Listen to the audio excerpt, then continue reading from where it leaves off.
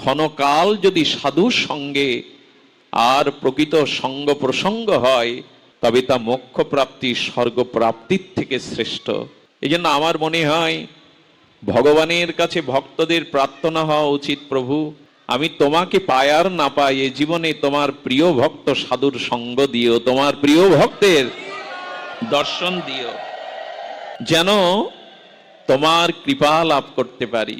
সুধীজন, ভক্ত চরিত্র শুনুন, সাধু চরিত্র শুনুন। প্রেম নিধি ভক্তমাল গ্রন্থটি ঘরে রাখবেন, চোখ বুলিয়ে নেবেন।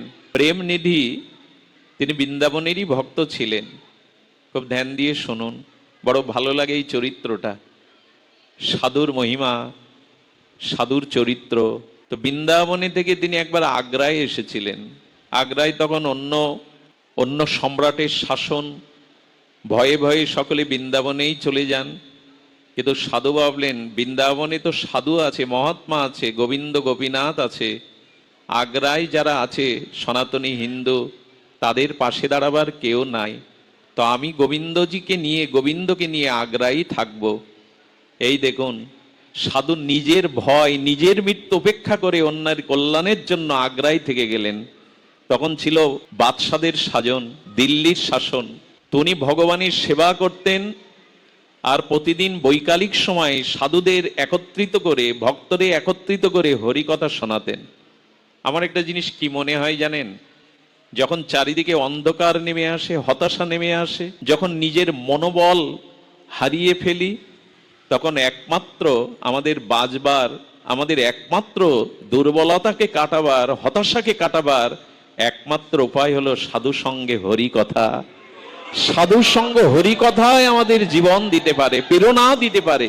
দেখুন, এই মহা শ্মশানে, এই তীর্থপীঠে এখন আমরা যারা বসে আছি, অন্তত এটুকু বলা যায় আমাদের মনে এখন কোনো ভয়ের লেশ নাই, আমাদের মাথায় এখন কোনো দুশ্চিন্তার, সংসার চিন্তার বোঝা নয়। কিন্তু যখনই হতাশ হয়ে পড়বেন, যখনই আত্মগ্লানি আসবে, তখনই শুদ্ধ ভক্ত সঙ্গ করবেন, ভাগবত শ্রবণ করবেন, এটাই সঞ্জীবনী সুধা। দেখুন, ভাগবত সম্পর্কে বলা হয়েছে পিবত ভাগবত। ভাগবতকে পান করার কথা বলেছে, শ্রবণের কথা বলেনি। পিবত ভাগবত, পান করো। ভাগবত তো শ্রবণের জিনিস, পান করতে বলছেন কেন গোস্বামীপাদ? ভগবান সুখদেব গোস্বামী বলছেন ভাগবত হলো রস, নিগম কল্পতরুর গলিতং ফলম। এই ভাগবত হলো নিগূঢ় সমস্ত বেদান্তের সার, সমস্ত প্রেম ভক্তির নির্যাস রস। কর্ণপুটে ভাগবত কথামৃত পান করো। পান করতে বলছেন কেন জানেন? পানীয় কোনো বস্তু পান করার সাথে সাথে ক্রিয়া করে। ধ্যান দিয়ে শুনুন, কোন পানীয় বস্তু পান করার সাথে সাথে ক্রিয়া করে, কিন্তু অন্য বস্তু গ্রহণের সাথে সাথে ক্রিয়া করে না। যেমন তৃষ্ণার্ত ব্যক্তি শীতল পানীয় জল যত পান করবে, সঙ্গে সঙ্গে তৃষ্ণা যাবে কিনা? দেরি হয় কি? তৃষ্ণার্ত ব্যক্তি জল পান করলো, তৃষ্ণা নিবারণ কি 1 ঘন্টা পর হয়? অর্থাৎ পানীয় বস্তু পান করার সাথে সাথে ক্রিয়া করে। আচ্ছা, যদি কেউ বিষ পান করে, ক্রিয়া হতে 5 ঘন্টা দেরি হবে? দেরি হবে কি? বিষক্রিয়া সঙ্গে সঙ্গে শুরু হবে। আচ্ছা, অমৃত যদি কেউ পান করে, এই মুহূর্তে অমৃত পান করলে আগামীকাল অমরত্ব পাবেন না সঙ্গে সঙ্গে পাবেন? এই জন্য পানীয় বস্তু সঙ্গে সঙ্গে ক্রিয়া করে। এই জন্য বলছেন ভাগবত এমন এক রস, এটা কর্ণ দিয়ে পান করার সাথে সাথে ক্রিয়া হয়, সাথে সাথে শোক মোহ ভয় দূর হয়ে যায়। আরে সাধু সঙ্গে হরিকথা পেলে শোক মোহ ভয় এটি থাকে না। যেমন সূর্য উদয়ের সাথে সাথে যত পূর্ব দিগন্ত ফর্সা হতে থাকে, 1400রা পালায়। আচ্ছা, গভীর রাতে অন্ধকারে 1400রা বাইরে বেরোয়। ভোর হতে থাকলে তারা থাকে লোক সমাজে। যত ভোরের আলো ফুটতে থাকে 1400 তত অন্তরালে চলে যায়। যত ভাগবত জ্ঞান আপনার ভিতরে উদয় হবে, তত ভয় শোক মোহ চোর ডাকাত গুলো দূরে চলে যাবে, ওরা আর আপনার কাছে থাকবে না। এই জন্য দয়া করে সাধু সঙ্গে হরিকথা প্রসঙ্গ শুনুন, এটাই শোক মোহ ভয় দূর হওয়ার একমাত্র উপায়। কারণ সাধু সঙ্গে হরিকথা যেখানে হয়, ওখানে হনুমানজি থাকেন, অলক্ষ্যে অনেক মহাত্মারা আসেন, তাদের কৃপা দৃষ্টিতে মানুষের শোক মোহ ভয় থাকে না। এই জন্য আমাদের উচিত সাধু সঙ্গ করা। প্রেম নিধি তিনি বসে বসে আগ্রায় ঠাকুরের সেবা করেন, আর বৈকালিক সময় সমস্ত যারা আসেন সকলে আশ্রমে বসে হরিকথা ভাগবত শোনান। কিন্তু একদল মানুষের দৃষ্টি গেল, এই সাধুর এখানে এত লোক জড়ো হয়, একত্রিত হয়, কিছু মনে করবেন না, সৎ কাজে বেশি বাধা। যারা সৎ কাজ করেন সমাজে দেখবেন তারাই বেশি বাধাগ্রস্ত হয়। এই জগৎটা এখন এমন হয়েছে, পরের উপকার পরের কল্যাণ করতে গেলেই আপনি ভেসে যাবেন। রাস্তায় জল জল বলে চিৎকার করে মুমূর্ষ ব্যক্তিকে জল দিলে যদি জল খেয়ে মারা যায়, থানায় আপনাকেই নিয়ে যাবে।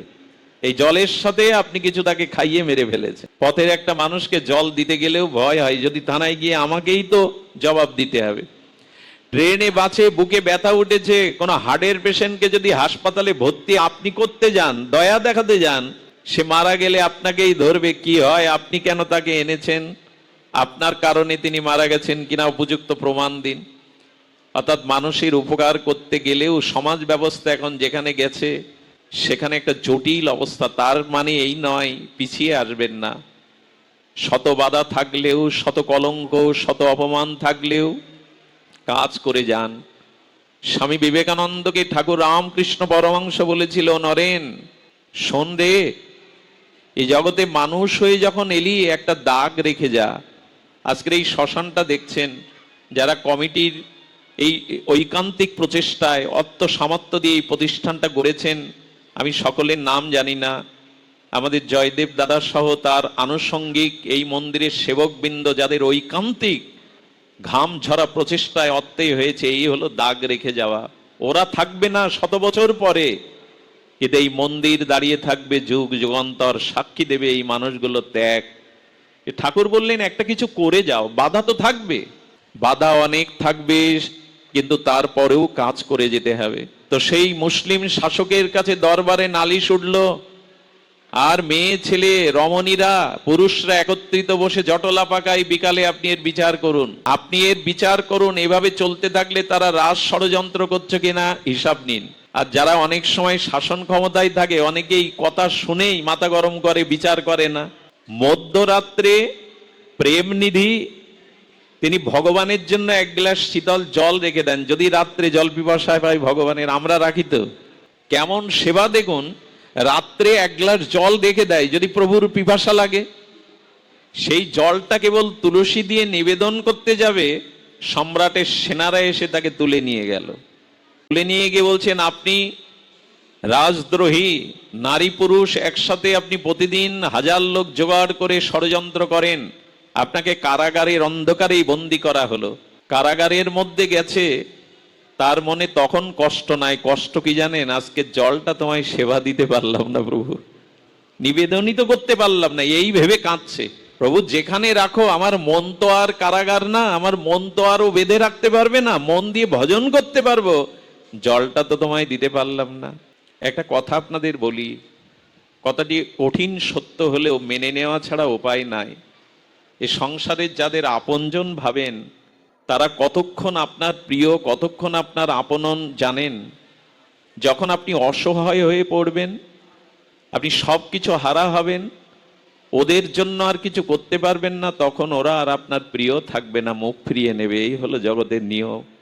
কিন্তু ভগবানের নিয়ম কি জানেন? আমি যেখানে যাই, আমার স্খলন হোক, পতন হোক, এই জগতে সবাই আমার ত্যাগ করো, কিন্তু ভগবান তখন তার কথা ভাবেন, তখন তাকে ত্যাগ করেন না। এই না হলে ভগবান সুগ্রীবের স্ত্রী কেড়ে নিয়েছে বালি, রাজ্য কেড়ে নিয়েছে, পথ কেড়ে নিয়েছে, তার জীবন কেড়ে নেওয়ার মতো প্রভুর চরণে শরণ নিলেন।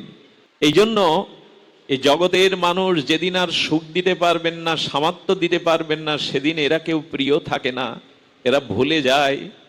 কিন্তু ভগবান ভুলেন না। ভক্ত যেখানেই যে অবস্থায় থাকুক, ভগবান তার চিন্তা করতে থাকেন। ওই জল সেবার জন্য কাঁদছে কারাগারে বসে, তোমায় সেবাটা দিতে পারলাম না, যদি পিপাসা লাগে তুমি কার কাছে চাইবে? হে মাধব, তুমি কার কাছে চাইবে জল? এই ভেবে কাঁদছেন। রাত্র দ্বিপ্রহরে ভগবান প্রকট হয়ে গেলেন সেই নবাবের শয়ন কক্ষে, আর তিনি হিংস্র মুক্তি নিয়ে তাকে প্রথমে পদাঘাত করে খাট থেকে নামিয়ে দিলেন। আমার ভক্ত আমাকে সেবা করতে চেয়েছিল, একটু জল দিতে চেয়েছিল, তোমার তা সহ্য হয়নি, এই রাজ প্রাসাদ সহ রাজপথ সহ আমি তোমাকে ধ্বংস করব, আমার ভক্তকে কষ্ট দিয়েছ। অদৃশ্য হয়ে গেলেন ভগবান। এই তেজময় মূর্তি, হিংস্র প্রতাপ তাকে দেখিয়ে সঙ্গে সঙ্গে বুঝতে পারলেন উনি সাধারণ না। আমার মাথা তারা বিকৃত করেছিল, যারা বুঝিয়েছিল ভুল। তাকে কারাগার থেকে এনে অভিষেক করালেন, আর রথে করে চড়িয়ে বাজিবাজ না করে তাকে মন্দিরে পাঠিয়ে দেয়া হলো। একটা কথা বলি, যার কেহ নাই তার অন্তত ভগবান আছেন, এই কথাটি মনে করবেন। এই জগতে কেউ যার নাই তার ভগবান আছেন। জগন্নাথের সামনে গেলে জগন্নাথ একজনকে কৃপা করেন না, অন্যদিকে ফিরিয়ে থাকেন।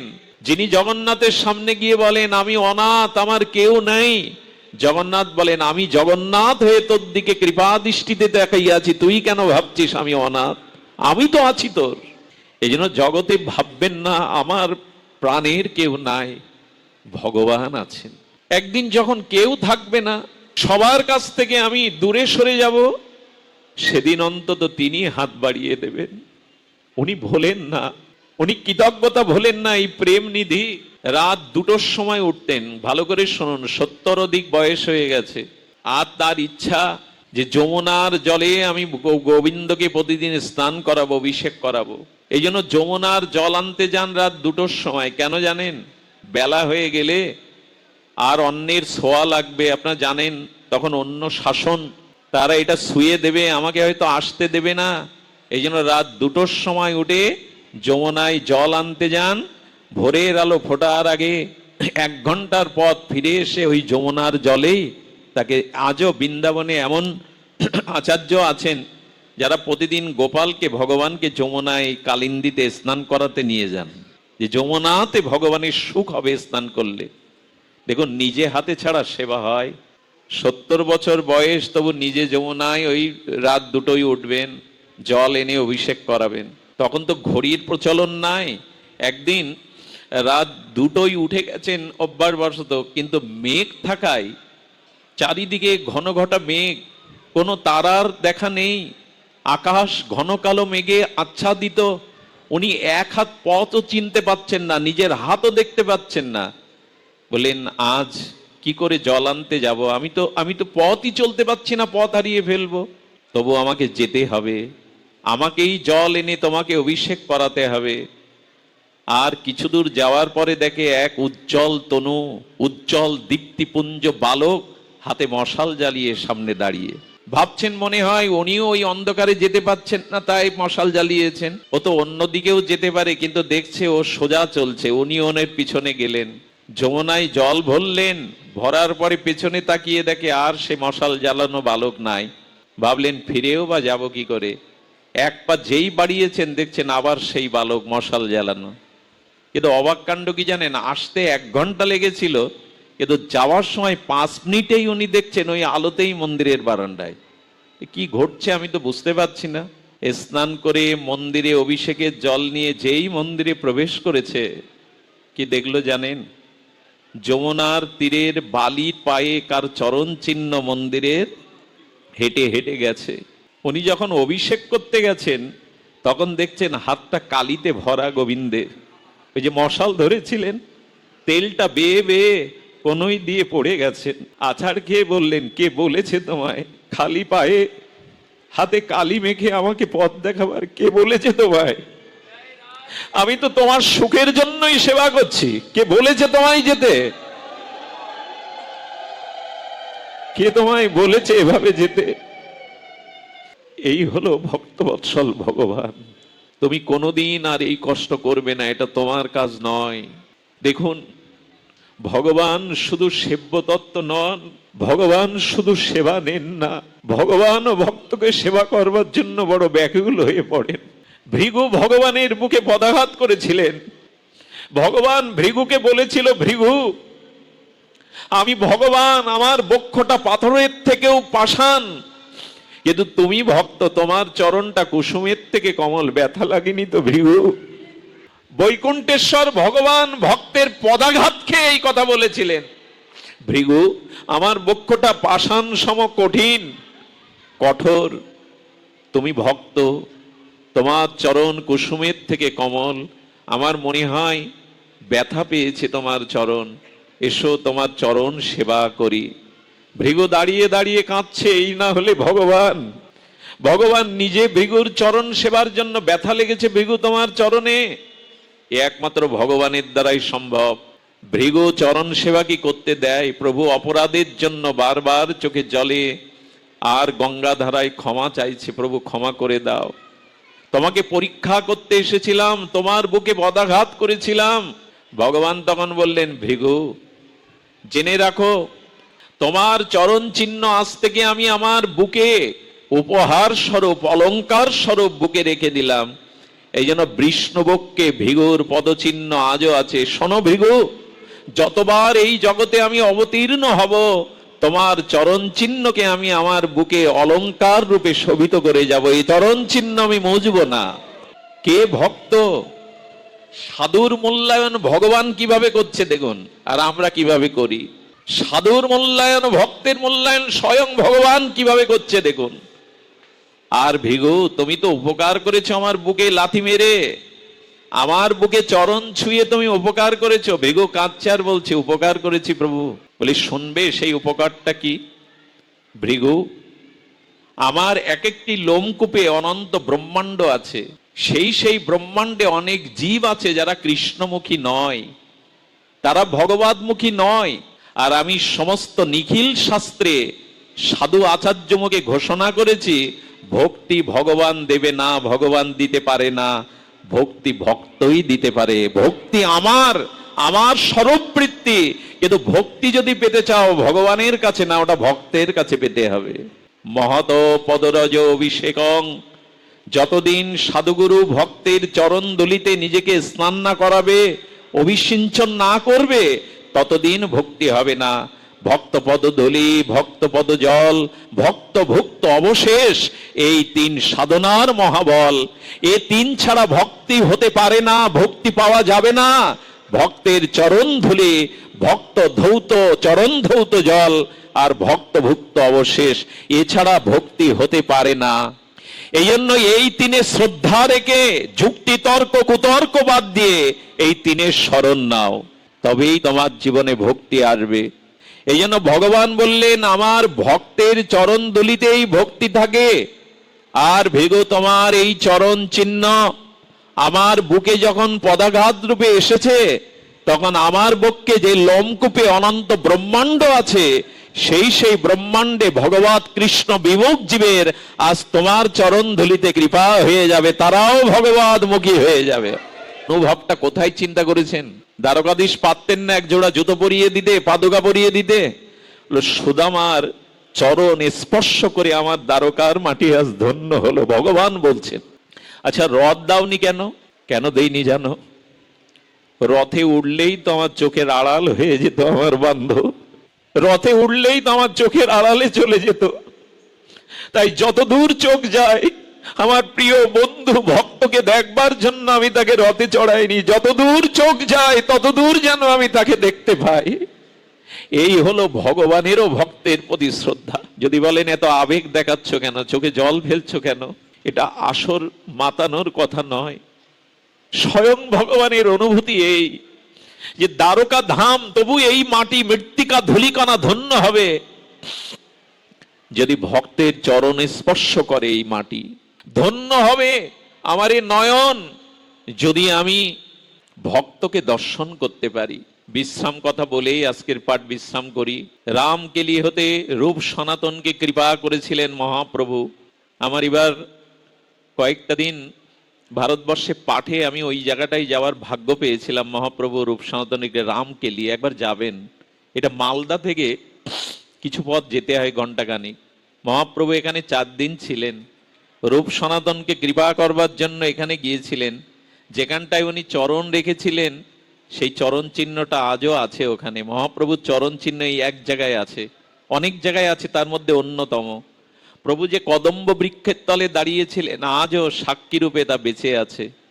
রূপ সনাতনকে কৃপা করবার জন্য 4টি দিন রামকেলিতে অবস্থান করেছিলেন মহাপ্রভু।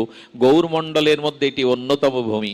তো রূপ সনাতনকে কৃপা করার পরে তারা জানেন হোসেন শাহর রাজ কর্মচারী হয়েও সর্বস্ব ত্যাগ করে চলেছিলেন সনাতন। এই সনাতন যখন কাশীতে গিয়ে উপনীত হলেন বারাণসীতে, তখন তপন মিশ্র আলয়ে চন্দ্রশেখর ভবনে মহাপ্রভু ছিলেন। মহাপ্রভু বলছেন চন্দ্রশেখরকে, চন্দ্রশেখর দেখো তো তোমার গৃহে বৈষ্ণব এসেছে, তাকে আহ্বান করে নিয়ে এসো। চন্দ্রশেখর বাইরে গিয়ে ঘুরে গিয়ে মহাপ্রভুকে বলছেন, প্রভু কোনো বৈষ্ণব দুয়ারে আসেনি। বলে কাউকে দেখনি? বললেন হ্যাঁ, মুসলিম দরবেশ দাঁড়িয়ে আছে। অর্থাৎ সনাতন গোস্বামী দাঁড়িয়ে হয়ে গেছে, চুলটুলগুলো প্রায় কতদিন স্নান করেনি, আর দেখে মনে করেছেন ইনি মুসলিম দরবেশ। বললেন প্রভু বৈষ্ণব তো দেখলাম না। বলে যাকে দেখেছো তাকে নিয়ে এসো সম্ভাষণ করে। সনাতন অবনত মস্তকে করজোরে দৈন্যের প্রধান এরা, এরা জগতের অন্যতম আচার্য হয়েও, মহাপ্রভুর প্রিয়র পরিকর বর্জ্য হয়েও, ষড়গোস্বামীর অন্যতম আচার্য বর্জ্য হয়েও এদের দৈন্য দেখবার মতো, শিখবার মতো, জানবার মতো, অনুকরণ করবার মতো। সনাতন ভয়ে ভয়ে যাচ্ছে না, অবনত মস্তকে আছেন। মহাপ্রভু সনাতনকে দেখেই এসে আলিঙ্গন করতে যাবে। প্রভুকে দেখেই বলছেন ছুঁয়ো না প্রভু, আমাকে স্পর্শ করলে তোমার এই পবিত্র তপ্ত প্রেমময় কাঞ্চন অঙ্গ কলুষিত হবে, আমাকে ছুঁয়ো না প্রভু। বারবার সনাতন পিছিয়ে যাচ্ছে তার স্বভাবত দন্যে। প্রভু আমি অস্পৃশ্য, আমি পামর, আমা হেন এত পাপিষ্ট এই ত্রিভুবনে পাবে না, প্রভু আমাকে ছুঁয়ো না। এই দেখুন ভক্তের দন্য। মহাপ্রভু এগিয়ে আসতে আসতে বলছেন সনাতন, সনাতন কেন দন্য করছো, এসো। মহাপ্রভু সেই সময় একটি ভাগবতের শ্লোক বলেছিলেন। মহাপ্রভু বলে চলেছেন, জিহ্বা ফলং তাদিশ কীর্তনহি, হে সনাতন তোমার মতো ভক্তের মহিমা কীর্তন করাই হলো এই জিহ্বার ফল লাভ। যেখানে দেখবেন শুধু ভগবানের কথা হয়, ভক্ত কথা হয় না, ওখানে ভগবান প্রসন্ন হন না। বললেন তোমার মতো ভক্তের গুণকীর্তন করাই হলো জিহ্বার ফল লাভ। আর বললেন চক্ষু ফলম দর্শনহি, তোমার মতো ভক্তকে দু চোখ ভরে দর্শন করাই এ চোখের ফল লাভ। এ চোখের সার্থকতা তোমার মতো ভক্তকে দর্শন করা। গাত্র ফলং গাত্র স্পর্শহি, আমার এই অঙ্গ সেই দিনই পবিত্র হবে যেদিন তোমার মতো ভক্তকে আমি আলিঙ্গন করতে পারবো। তোমার মতো ভক্তের ছোঁয়াতেই আমার দেহ পবিত্র হবে। আর কি বলছেন, এ দেহের সার্থকতা তোমার মতো ভক্তকে আলিঙ্গন করা। সব শেষে মহাপ্রভুর কথা দিয়ে আজকের বিশ্রাম করি। মহাপ্রভু বলেন দুর্লভতা হি ভাগবত লোকে, এই জগতে সর্বোত্তম দুর্লভ হলো তোমার মতো শুদ্ধ ভক্ত পাওয়া।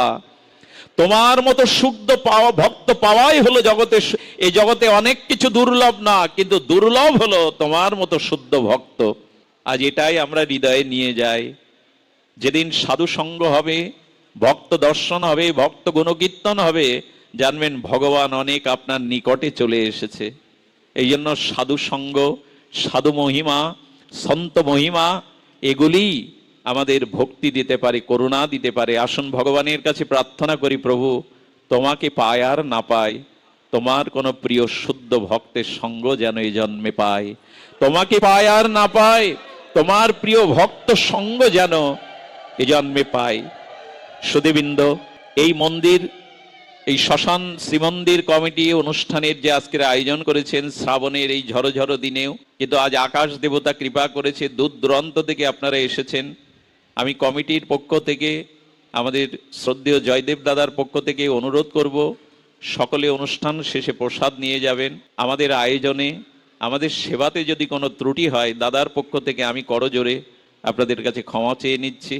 অনেক দিন পর আজ এইসব প্রিয় ভক্তদের বদন দেখে হৃদয়টা ভরে গেল। আমি মনে করতাম আমি অসহায়, আমি কাঙাল, কিন্তু এখন দেখছি না, এমন শুদ্ধ ভক্তরা যার যার সান্নিধ্যে কৃপা করতে, করুণা করতে আসেন, তিনি দুর্ভাগা হবেন কেন? আজ নিজেকে সৌভাগ্যবানই মনে করছি। জয় হোক আজকের ভাগবতের।